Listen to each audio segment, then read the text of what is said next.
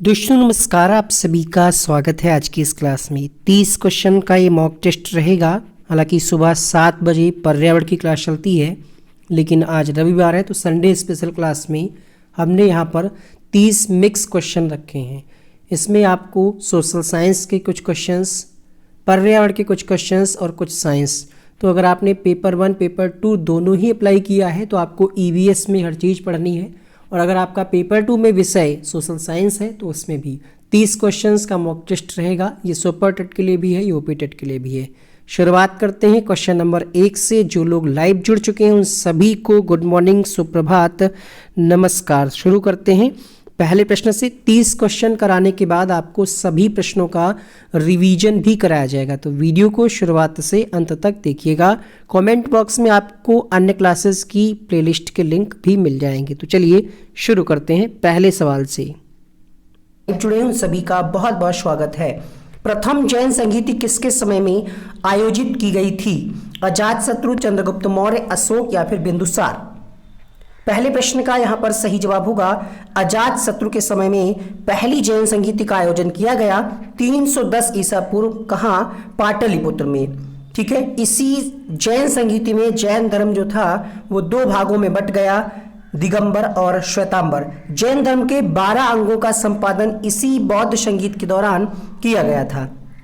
दूसरा प्रश्न, बंदी जीवन किसकी कृति है? अरविंद घोष, वरिंद्र कुमार घोष, बीजी तिलक या फिर सचिंद्र नाथ सान्याल? प्रश्न संख्या 2, बंदी जीवन जो है ये सचिंद्र नाथ सान्याल की कृति है। पहली बार आपने ये प्रश्न पढ़ा होगा, गलत होना स्वाभाविक है। प्रश्न संख्या 3 देखिएगा, निम्न में से कौन सा युद्ध शेरशाह सूरी से संबंधित नहीं है? चौसा का युद्ध, सूरजगढ़ की लड़ाई, बिलग्राम का युद्ध, सामगढ़ की लड़ाई?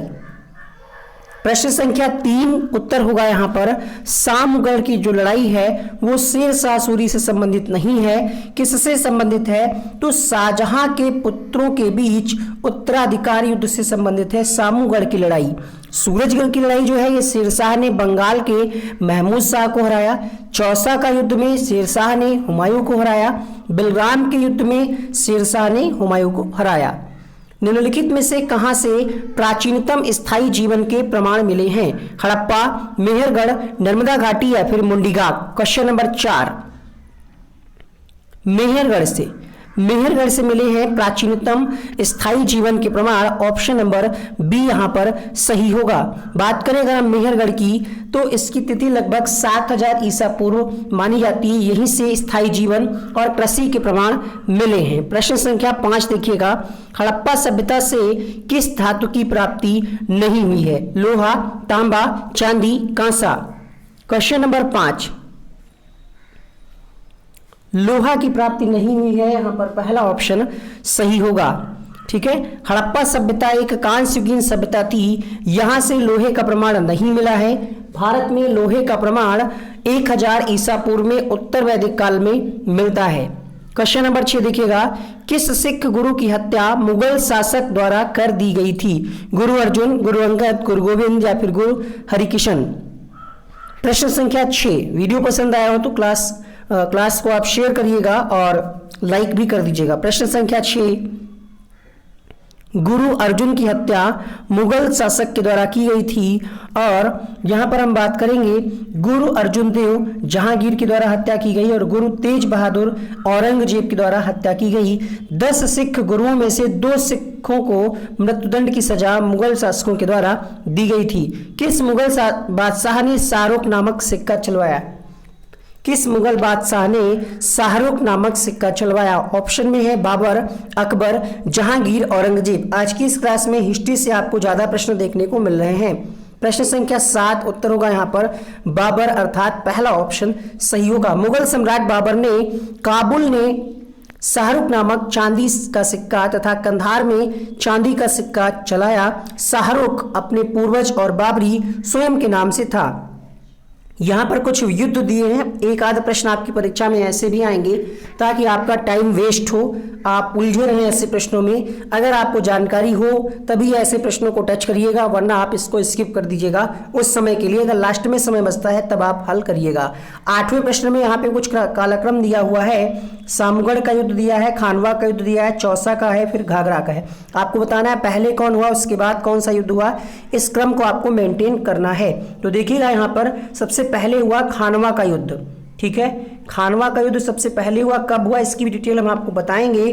उसके बाद हुआ आपका घाघरा का युद्ध, और उसके बाद हुआ चौसा का युद्ध, और सामूगढ़ का युद्ध सबसे लास्ट में। तो इस क्रम को अगर आप मेंटेन करेंगे, पहला ऑप्शन यहाँ पर सही होगा, 2 4 3 1। खानवा का युद्ध कब हुआ, 1527 में। घाघरा का युद्ध हुआ 1529 में। चौसा का युद्ध हुआ 1539 में। सामूगढ़ का युद्ध हुआ 1658 में। किनके बीच हुआ इसकी भी डिटेल यहाँ पर दी गई है। बाबर और राणा सांगा के बीच हुआ खानवा का युद्ध। घाघरा का युद्ध हुआ 1529 में बाबर और महमूद लोदी के बीच, ठीक है। आप सारी डिटेल को यहां से लिख सकते हैं। किस सूफी संत को महबूब ए इलाही के नाम से जाना जाता है, बाबा फरीद, ख्वाजा मोइनुद्दीन चिश्ती, शेख निजामुद्दीन औलिया या फिर शेख सलीम चिश्ती। प्रश्न संख्या 9, महबूब ए इलाही के नाम से किसको जाना जाता है, उत्तर होगा यहाँ पर शेख निजामुद्दीन औलिया को जाना जाता है। सी ऑप्शन यहाँ पर करेक्ट होगा। चिश्ती सिलसिले के प्रमुख संत शेख निजामुद्दीन औलिया महबूब ए इलाही नाम से प्रसिद्ध थे। दक्षिणी दिल्ली में स्थित हजरत निजामुद्दीन औलिया का मकबरा सूफी काल की एक पवित्र दरगाह है। भारतीय अकाल संहिता का निर्माण किस आयोग द्वारा किया गया था, स्ट्रेची आयोग, हंटर आयोग, ली आयोग, स्मिथ समिति। मोस्ट इंपॉर्टेंट प्रश्न है, बहुत ज्यादा प्रश्न आपके सही नहीं हो रहे होंगे, हमें पता है। क्वेश्चन नंबर 10 का आंसर होगा स्ट्रेची आयोग के द्वारा भारतीय अकाल संहिता का निर्माण किया गया। 1878 में स्ट्रेची आयोग बनाया गया था, जिसकी अनुशंसा पर 1883 में अकाल संहिता बनाई गई। इस संहिता में खाद्याभाव का पता लगाने के लिए प्रक्रिया निर्धारित की गई। अखिल भारतीय ट्रेड यूनियन कांग्रेस के पहले अधिवेशन की अध्यक्षता किसने की, गोपाल कृष्ण गोखले, विपिन चंद्र पाल, लाला लाजपत राय या फिर एम एन राय। प्रश्न संख्या 11, 11वें प्रश्न का सही जवाब होगा यहाँ पर लाला लाजपत राय जी के द्वारा अखिल भारतीय ट्रेड यूनियन कांग्रेस के पहले अधिवेशन की अध्यक्षता की गई। 1920 में अखिल भारतीय ट्रेड यूनियन कांग्रेस की स्थापना किसने की, तो एन.एम. जोशी के द्वारा की गई। वामपंथी विचारों पर आधारित फॉरवर्ड ब्लॉक की स्थापना कब हुई, 1937, 1938, 1939 या फिर 1941। क्वेश्चन नंबर 12, उत्तर होगा यहाँ पर 1939 में। 1939 में फॉरवर्ड ब्लॉक की स्थापना की गई। त्रिपुरी संकट के बाद सुभाष चंद्र बोस ने अध्यक्ष पद से इस्तीफा दे दिया और कांग्रेस को जनता की स्वतंत्र होने की इच्छा, लोकतंत्र और क्रांति का प्रतीक बनाने के लिए 1939 में कांग्रेस के भीतर फॉरवर्ड ब्लॉक की स्थापना की गई। अगला प्रश्न देखिएगा, निम्नलिखित पार्टियों में से किसने भारत छोड़ो आंदोलन 1942 का समर्थन नहीं किया, Hindu Mahasabha, Muslim League, communist party of India. यहां पर आपको कूट आधारित उत्तर देना है कि किस पार्टी ने भारत छोड़ो आंदोलन का समर्थन नहीं किया। प्रश्न संख्या 13, तो देखिएगा इन तीनों ने ही समर्थन नहीं किया, मुस्लिम लीग, हिंदू महासभा और कम्युनिस्ट पार्टी ऑफ इंडिया। तो यहां पर आंसर क्या होगा, ऑप्शन नंबर डी के साथ। स्पीड तेज है क्या, कुछ लोग कह रहे हैं स्पीड तेज है भाई, चलिए धीरे से पढ़ा देते हैं। बटलर कमेटी का उद्देश्य क्या था, प्रश्न संख्या 14, ब्रिटिश सत्ता एवं देशी राज्यों के मध्य संबंधों को सुधारना, सरकार के लोकनीति को बढ़ावा देना, समाचार पत्रों पर प्रतिबंध लगाना, शिक्षा में सुधार लाना। आपको बटलर कमेटी के बारे में थोड़ा सा जानकारी होनी चाहिए, पढ़ लीजिएगा, इसके बारे में हम आपको शॉर्ट में बता देंगे। तो बटलर कमेटी जो आई थी 1927 में, इसका उद्देश्य था ब्रिटिश सत्ता एवं देशी राज्यों के मध्य संबंधों को सुधारना, अर्थात पहला ऑप्शन यहाँ पर सही होगा। इस कमेटी को भारतीय रियासत कमेटी भी कहते हैं। तो प्रश्न पूछा जा सकता है कि बटलर कमेटी का अन्य नाम क्या है, या इसको हम किसी और नाम से जानते हैं, तो उसका नाम आपको बताना पड़ेगा, भारतीय रियासत कमेटी। भगत सिंह एवं बटुकेश्वर दत्त ने केंद्रीय विधानसभा में किसके विरोध में बम फेंके थे, Simon commission, public safety bill, trade dispute bill या फिर बी और सी यानी पब्लिक सेफ्टी और ट्रेड डिस्प्यूट दोनों। प्रश्न संख्या 15 उत्तर होगा यहाँ पर बी और सी दोनों, अर्थात पब्लिक सेफ्टी बिल और ट्रेड डिस्प्यूट बिल। ठीक है, इनके विरोध में भगत सिंह और बटुकेश्वर दत्त के द्वारा बम फेंके गए 8 अप्रैल 1929 को। 8 अप्रैल 1929 को भारत के कितने राज्य पाकिस्तान के साथ सीमा साझा करते हैं? 3, 2, 4 या फिर 5? प्रश्न संख्या 16। 16वें प्रश्न के लिए हम आंसर करेंगे यहां पर, और यहां पर उत्तर होगा 3 राज्य। कौन कौन से वो 3 राज्य हैं, आइए जानते हैं। 3 राज्यों की अगर हम बात करें तो गुजरात है, राजस्थान है, पंजाब है। केंद्र शासित प्रदेश की बात करें तो जम्मू कश्मीर और लद्दाख, ये पाकिस्तान के साथ सीमा साझा करते हैं। वायुमंडल में उपस्थित निम्न गैसों का उनका प्रतिशतता के अनुसार अवरोही क्रम आपको बताना है। प्रश्न संख्या 17 साइंस से प्रश्न यहां पर देखिए, यहां पर दिया हुआ है कार्बन डाइऑक्साइड है, हीलियम है, नियॉन है और आर्गन है। तो जो सही क्रम है वो है आपका पहला ऑप्शन। किस तरीके से है, क्या प्रतिशत होता है? तो वायुमंडल में जो गैसों का अवरोही क्रम है, नाइट्रोजन 78%, आप जानते होंगे। ऑक्सीजन 21% कहा जाता है, आर्गन 0.93%। तो यहां पर जो क्रम हो जाएगा वो आर्गन सबसे पहले आ जाएगा, उसके बाद कार्बन डाइऑक्साइड, उसके बाद और अन्य गैसें जो हैं। ठीक है, कार्बन डाइऑक्साइड कितना है? 0.036%। नियॉन कितना है? 0.002%। हीलियम का प्रतिशत है 0.0005%। ये आप ध्यान रखिएगा।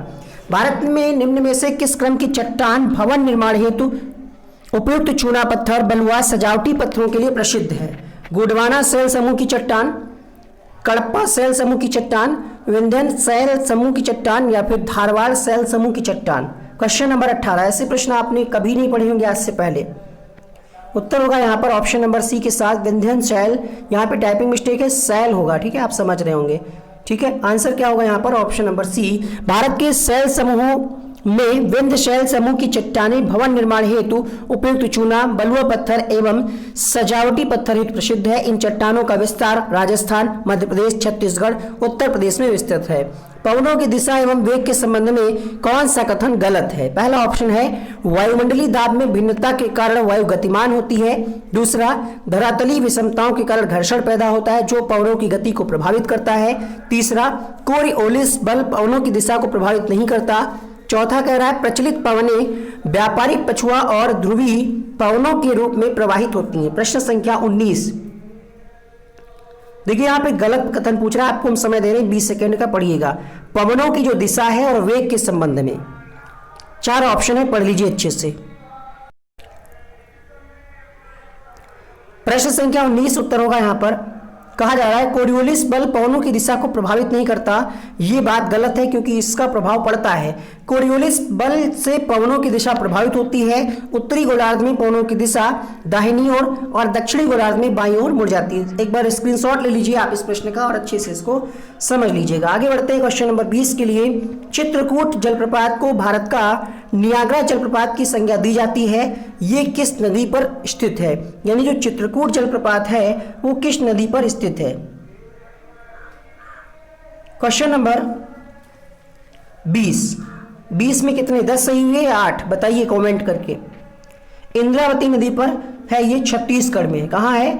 छत्तीसगढ़ के बस्तर जिले में है। और इंद्रावती जो है ये गोदावरी की सहायक नदी है। पूछा जा रहा है यहाँ पर गलत कथन कौन सा है? माउलिन नेशनल पार्क दिया है जो कि अरुणाचल प्रदेश में दिया है, यहाँ पर इटांकी नागालैंड दिया है, मुरलेन नेशनल पार्क। 21वां प्रश्न यहाँ पर आपसे पूछा जा रहा है निम्नलिखित में से कौन सा कथन असत्य है? Mouling national park Arunachal Pradesh, Intanki national park Nagaland, Murlen national park Assam और बलफक्रम नेशनल पार्क मेघालय। ऐसे आपने नाम इससे पहले शायद इन नेशनल पार्कों के बारे में शायद कभी नहीं सुना होगा। देखिएगा यहाँ पर गलत वाला आपसे पूछा जा रहा है। तो जो मुरलेन नेशनल पार्क है ये कहाँ? असम में नहीं है, ये कहाँ है? मिजोरम में। यहाँ पे आंसर लिखा था, कुछ लोग समझ गए होंगे। तो इसका आंसर क्या जाएगा? ऑप्शन नंबर सी के साथ। अगला देखिएगा, ऊष्मागतिकी रूप से कार्बन का सर्वाधिक स्थायी रूप कौन सा है? हीरा, ग्रेफाइट, फुलेरीन, कोयला। उत्तर होगा यहाँ पर ग्रेफाइट। ऑप्शन नंबर बी यहाँ पर करेक्ट होगा। कार्बन के क्रिस्टली और अक्रिस्टली दोनों ही अपर रूप होते हैं। हीरा एवं ग्रेफाइट कार्बन के क्रिस्टली जबकि फुलरीन्स अक्रिस्टली अपरूप है। ग्रेफाइट विद्युत एवं ऊष्मा का सुचालक है। यह भी प्रश्न पूछा गया है। ऊष्मागतिक रूप से कार्बन का सर्वाधिक स्थायी अपरूप ग्रेफाइट है। प्रश्न क्या पूछ रहा था? ऊष्मागतिकी रूप से कार्बन का सर्वाधिक स्थायी रूप क्या है? कार्बन का। तो क्या हो जाएगा इसका आंसर? अभी भी हमने आपको क्या बताया? ग्रेफाइट। अगला प्रश्न देखिएगा, वाष्पन की क्रिया निम्न में से किस पर निर्भर नहीं करती? क्वथनांक का कम होना, द्रव का ताप, आयतन या फिर द्रव के खुले पृष्ठ का क्षेत्रफल किस पर निर्भर नहीं करता? 23वां प्रश्न आपकी स्क्रीन पे, क्वेश्चन नंबर 23। आयतन पर निर्भर नहीं करता। यहां पर सी विकल्प अगर आपने लगाया है, जवाब बिल्कुल सही है। क्वथनांक से कम तापमान पर द्रव के साथ द्रव के वाष्प में परिवर्तित होने की प्रक्रिया ही वाष्पन कहलाती है। वाष्पन किस पर निर्भर करेगी? क्वथनांक का कम होना, क्योंकि क्वथनांक जितना कम होगा क्रिया उतनी ही अधिक तेजी से होगी, स्पीड से होगी। द्रव का ताप अधिक होने पर वाष्पन अधिक होगा, पृष्ठ का क्षेत्रफल अधिक होने पर वाष्पन तेजी से होगा। ठीक है, तो ये सारी चीजें आपको ध्यान रखनी है। जब प्रकाश की किरण किसी कोलाइड या निलंबन से गुजरता है तो टिंडल प्रभाव को प्रदर्शित करता है। इसमें प्रकाश की कौन सी परिघटना होती है? प्रकाश का परावर्तन, प्रकाश का अपवर्तन, प्रकाश का प्रकीर्णन, प्रकाश का विसरण। 24वां प्रश्न आपकी स्क्रीन पे, जूनियर सुपर टेट में ऐसे ही प्रश्न आने वाले हैं। उत्तर होगा यहाँ पर प्रकाश का प्रकीर्णन, ऑप्शन नंबर सी सही होगा। इसे टिंडल प्रभाव कहते हैं। कमरे के छोटे छिद्र से प्रकाश किरण आने पर टिंडल प्रभाव देखा जा सकता है। घने जंगल के आच्छादन से सूर्य की किरण, मतलब बहुत ज्यादा अंधेरा हो, जैसे कमरा यहाँ पे बंद हो और छोटा सा कोई होल हो, इसमें से उजाला आए, तो ये होता है टिंडल प्रभाव। क्या कहा जा रहा है? जब प्रकाश की किरण किसी कोलाइड या निलंबन से गुजरता है तो इसको टिंडल प्रभाव कहते हैं। इसमें प्रकाश की कौन सी परिघटना? तो इसको हम कहते हैं प्रकाश का प्रकीर्णन कहते हैं। ठीक है, चलिए अगला प्रश्न देखिएगा। जब किसी वस्तु को पृथ्वी से चांद पर ले जाया जाए तो इससे क्या होगा? भार और द्रव्यमान दोनों समान रहेंगे, भार बदल जाएगा, द्रव्यमान समान रहेगा, भार व द्रव्यमान दोनों बदल जाएंगे, या फिर द्रव्यमान बदल जाएगा, भार अपरिवर्तित रहेगा। Question number 25।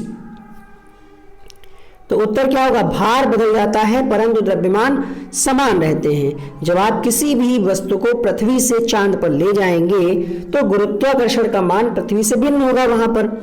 तो क्या होगा?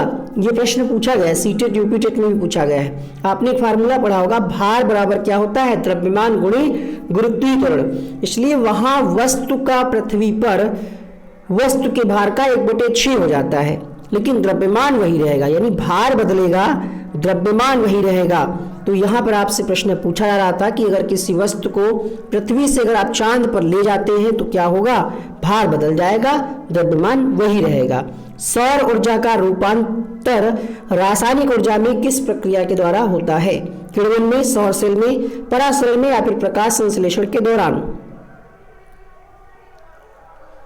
प्रकाश संश्लेषण के दौरान सौर ऊर्जा का रूपांतरण रासायनिक ऊर्जा में होता है। ठीक है, आपको पता ही होगा पेड़ पौधे क्या करते हैं? सूर्य के प्रकाश की उपस्थिति में क्लोरोफिल की मदद से अपना भोजन बनाते हैं और इससे सौर ऊर्जा का रूपांतरण रासायनिक ऊर्जा में होता है। निम्न में से कौन सी तरंग निर्वात में गमन नहीं करती?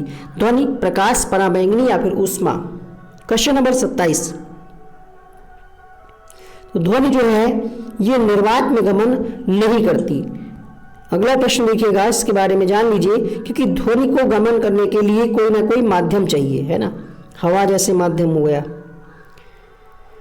तो ठोस में ध्वनि की सबसे अधिक चाल होती है, चाल सबसे अधिक होती है। निर्वात में चाल क्या होती है? शून्य हो जाती है। ऐसे भी प्रश्न पूछा जा सकता है कि ध्वनि की चाल निर्वात में होती है, शून्य होती है, अनंत होती है ना, धनात्मक होती है, ऋणात्मक, ध्यान रखिएगा शून्य होती है। मानव शरीर के निम्नलिखित भागों में से किसमें निषेचन की क्रिया होती है? गर्भाशय में, अंडवाहिनी में, अंड ग्रंथि में, या फिर यौन मार्ग में? Question number 28। बायोलॉजी से एक प्रश्न यहाँ पर, आंसर होगा यहाँ पर अंडवाहिनी में, ऑप्शन नंबर बी यहाँ पर सही होगा। ठीक है, आगे बढ़ते हैं अगले प्रश्न के लिए। मानव में निषेचन की क्रिया अंडवाहिनी या डिंब वाहिनी नली में संपन्न होती है। यहाँ नर युग्मक यानी शुक्राणु, मादा युग्मक यानी अंडाणु में निषेचन क्रिया के द्वारा युग्मनज का निर्माण होता है और यही विकसित होकर के शिशु का निर्माण करते हैं। निम्न में से कौन सा जीव एक कोशिकी नहीं है? अमीबा, क्लाइमाइडोमोनास, जीवाणु, या फिर कवक? देखिए इस वीडियो को आप ज़्यादा से ज़्यादा लोगों तक पहुँचाएं, क्योंकि ऐसे क्वेश्चंस आपको ढूंढने से नहीं मिलेंगे अच्छी अच्छी किताबों में भी, और संख्या कम होती है थोड़ा सा डिमोटिवेट हो जाते हैं हम भी। एक कोशिकीय जीव नहीं है। क्वेश्चन नंबर 29 उत्तर होगा यहाँ पर कवक जो है ये एक कोशिकीय जीव नहीं है। अमीबा, क्लाइमाइडोमोनास जीवाणु एक कोशिकीय जीव के अंतर्गत आते हैं। आगे बढ़ेंगे अगले प्रश्न के लिए। सिस्टेमा नेचुरी नामक पुस्तक किसके द्वारा लिखी गई है? प्रश्न संख्या 30। डार्विन, कार्ल लिनियस, लैमार्क या फिर अर्नेस्ट हैकल? प्रश्न संख्या 30 उत्तर होगा कार्ल लिनियस की बुक है सिस्टेमा नेचुरी। ठीक है, अब यहाँ पे इस पीडीएफ में टोटल वैसे तो हम 50 क्वेश्चंस लेकर के आए थे, बट इसका हम पार्ट 2 में इसके आगे के क्वेश्चंस करा देंगे। आप परेशान मत होइएगा, सारे क्वेश्चंस का रिवीजन कर लीजिए, है ना। 50 क्वेश्चन है इसमें, अब 30 क्वेश्चन का रिवीजन करा देते हैं ताकि जो प्रश्न आपके गलत हुए थे वो अब याद हो जाए। पहला प्रश्न था आपके सामने कि प्रथम जैन संगीति किसके? तो अजातशत्रु के समय में आयोजित की गई थी। दूसरा प्रश्न है बंदी जीवन किसकी कृति है? प्रश्न संख्या 2 उत्तर होगा सचिंद्र नाथ सान्याल की कृति है ये। और शेरशाह सूरी से कौन संबंधित नहीं है? तो सामूगढ़ की लड़ाई संबंधित नहीं है। और उत्तर होगा यहाँ पे प्रश्न संख्या 4 के लिए मेहरगढ़। प्रश्न संख्या 5 देखिएगा, हड़प्पा सभ्यता से किस धातु की प्राप्ति नहीं हुई? तो लोहा की प्राप्ति नहीं हुई, ये ऑप्शन यहाँ पर सही होगा। क्वेश्चन नंबर 6 की बात करें तो गुरु अर्जुन की हत्या मुगल शासक के द्वारा की गई। शाहरुख नाम का सिक्का किसने चलवाया? बाबर ने चलवाया। क्वेश्चन नंबर 8 देखिएगा, इसका क्रम यहाँ पर पहला वाला सही हुआ था। अगला प्रश्न देखिएगा क्वेश्चन नंबर 9, महबूब इलाही के नाम से किसे जाना जाता है? उत्तर होगा यहाँ पर शेख निजामुद्दीन औलिया को। अगला प्रश्न देखिएगा क्वेश्चन नंबर अगला, भारतीय आकार संहिता का निर्माण किसके द्वारा किया गया? किस आयोग की संस्तुति पर किया गया? तो स्ट्रेची आयोग। अखिल भारतीय ट्रेड यूनियन कांग्रेस के पहले अधिवेशन की अध्यक्षता किसने की? क्वेश्चन नंबर 11 लाला लाजपत राय के द्वारा की गई। अगला प्रश्न देखिएगा, वामपंथी विचारों पर आधारित फॉरवर्ड ब्लॉक की स्थापना किसने की? क्वेश्चन नंबर 12 किसने की हम आपको बता ही चुके हैं, 1939 में की गई थी इसकी स्थापना। अगला प्रश्न देखिएगा, इन तीनों ने पार्टिसिपेट नहीं किया था, समर्थन नहीं किया था भारत छोड़ो आंदोलन में। क्वेश्चन नंबर 14 देखिएगा, बटलर कमेटी का उद्देश्य क्या था? प्रश्न संख्या 14 उत्तर होगा ब्रिटिश सत्ता तथा देशी राज्यों के मध्य संबंधों को सुधारना। अगला प्रश्न यहाँ पर किसके विरोध में बम फेंका था? क्वेश्चन नंबर 15 तो उत्तर होगा बी और सी अर्थात पब्लिक सेफ्टी बिल और ट्रेड डिस्प्यूट बिल के विरोध में बम फेंकने का कार्य इनके द्वारा किया गया। भारत के 3 राज्य ऐसे हैं जो पाकिस्तान के साथ सीमा साझा करते हैं। यहाँ पर गैसों का सही क्रम है पहला ऑप्शन में। क्वेश्चन नंबर 18 देखिएगा, 18वें प्रश्न का आंसर। कुछ लोगों को देखिए म्यूजिक वाला रिवीजन नहीं पसंद आता है, वैसे म्यूजिक रिवीजन करा रहे थे, बट कुछ लोगों को नहीं पसंद आया तो आज हम बुल करके करा रहे हैं। क्वेश्चन नंबर 18 का सी ऑप्शन सही होगा। 19वां प्रश्न थोड़ा सा कठिन था, साइंस से अगर आपने पढ़ा होगा तो यहाँ पर ने आपको बताया था कि कोरियस बल पवनों की दिशा को प्रभावित नहीं करता है। ये बात असत्य है, क्योंकि ये पवनों की दिशा को प्रभावित करता है। चित्रकूट जलप्रपात जो है ये इंद्रावती नदी पर है। अगला प्रश्न देखिएगा, असत्य कथन कौन सा है? तो यहाँ पर सी मोरलेन नेशनल पार्क कहाँ है? ये मिजोरम में है और यहाँ पर असम दिया हुआ है।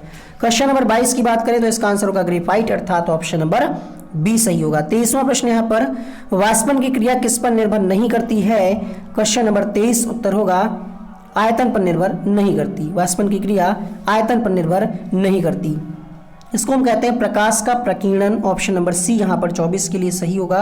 25वें प्रश्न की बात करें तो अगर आप चांद पर ले जाएंगे किसी भी वस्तु को पृथ्वी से, क्या अंतर आएगा?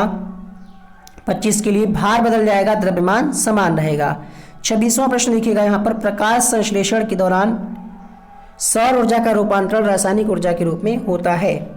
क्वेश्चन नंबर 27, ध्वनि जो है ये निर्वात में गमन नहीं करती, शून्य होती है इसकी चाल। मानव शरीर के निम्नलिखित किस भाग में निषेचन की प्रक्रिया होती है? तो अंडवाहिनी में। ऑप्शन नंबर बी सही होगा 28 के लिए। अगला प्रश्न देखिए, कवक जो है कि उसकी नहीं होते हैं, बाकी सारे हैं यहाँ पर जो ऑप्शन दिए गए हैं। क्वेश्चन नंबर 30 देखिएगा, सिस्टेमा नेचुरी नामक पुस्तक किसने लिखी? क्वेश्चन नंबर 30 उत्तर होगा यहाँ पर कार्ल लिनियस। ये क्वेश्चंस आपके ईवीएस वाले सेक्शन में। उम्मीद करते हैं आपको सारे क्वेश्चंस क्लास में ही याद हो गए होंगे, तो वीडियो को लाइक कर दीजिएगा। यहाँ पर कुछ अन्य वीडियोस के थंबनेल बन करके आ रहे होंगे, उनको आप यहीं से क्लिक करके देख सकते हैं। परीक्षा के लिए आपको अग्रिम शुभकामनाएं।